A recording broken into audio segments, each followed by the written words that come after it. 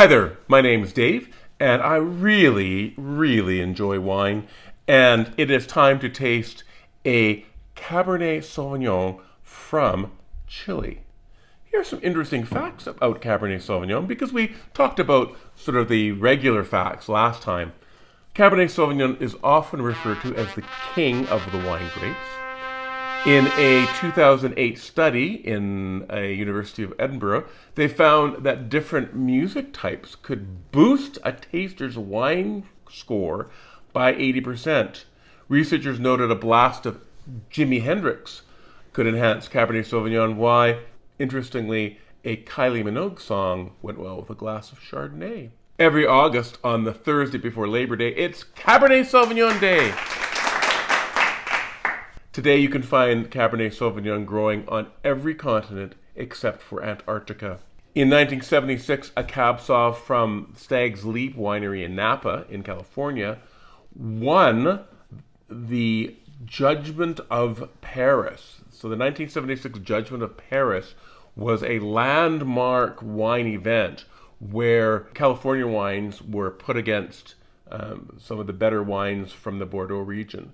And in a blind taste test, Stag's Leap was the winner.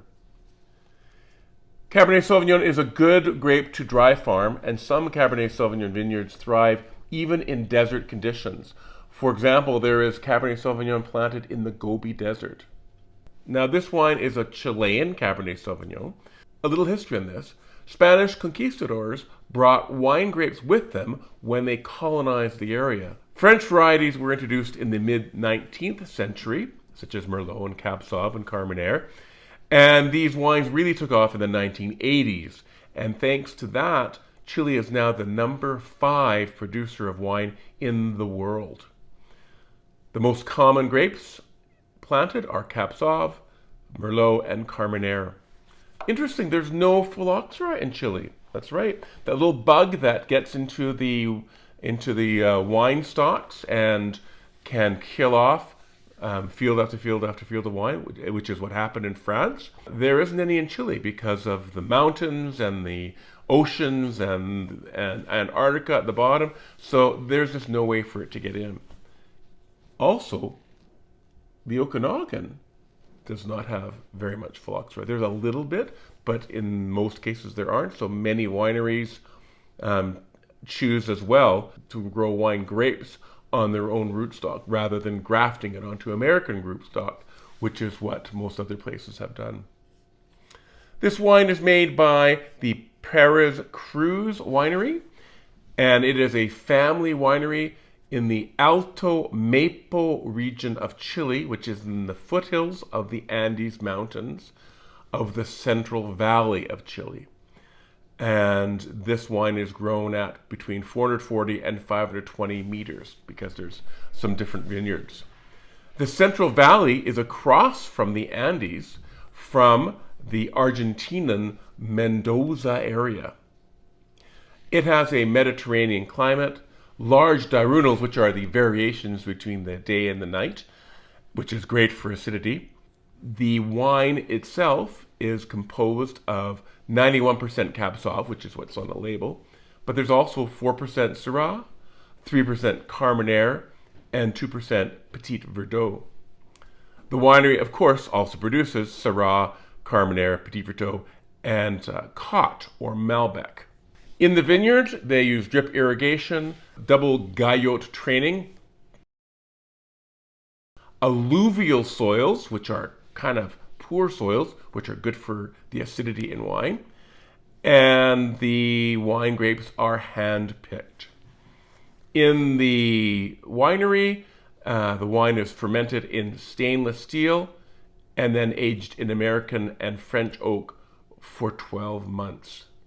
This wine sells for $17 regular price at the BC liquor store. I'm sure you can get it similar priced if you don't live in BC. And they make a variety of other types or other levels of wine. I think this is not their top wine by any means, but we're going to try it out for $17 and see if it's another amazing wine like we had last week. So time to taste some Cab Sauv from Chile.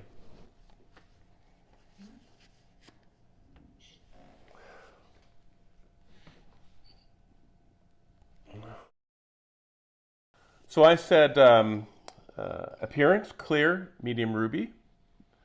Nose, medium or medium plus intensity and clean. I got blueberry. First of all, I got it. It's fruity. It's quite fruity to me. Blueberry, strawberry, blackberry, and plum in the fruit section. I got a little bit of green pepper, which is not surprising since it's a Cab Sauv. Raisin, but it was almost like raisin pie. Like when you open up the pie, you sniff inside that cooked raisin pie.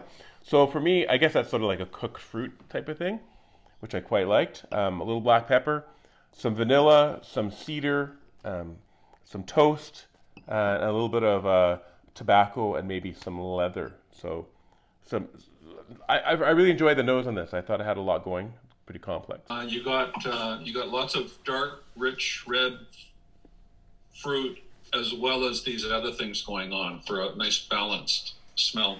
So let's try tasting this. Good idea.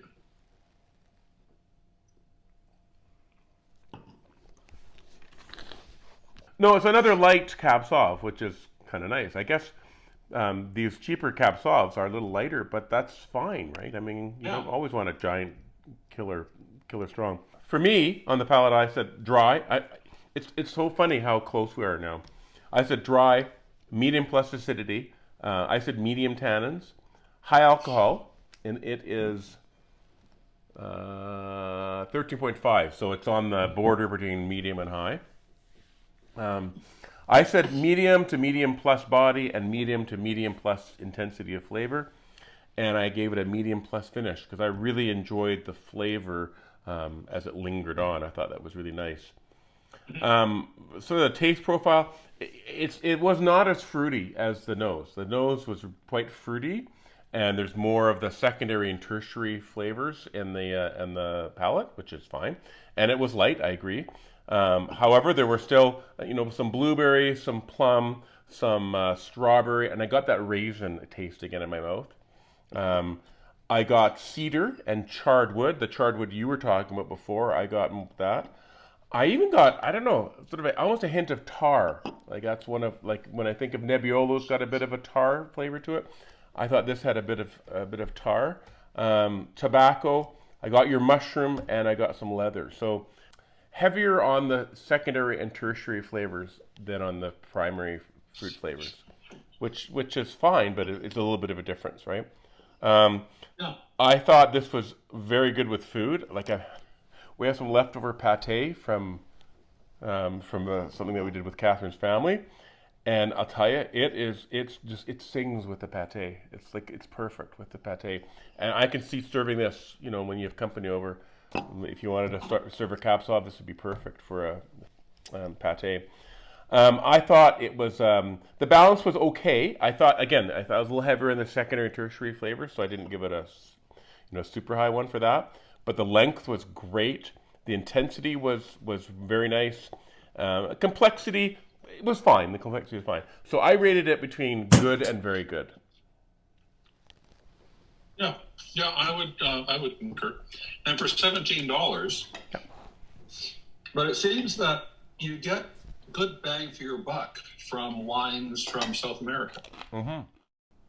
If you are looking into booking a wine tour of the Okanagan next year, and you are interested in a customizable, flexible, and completely private wine tour in the comfort of your own vehicle, please check out the link below in the comments.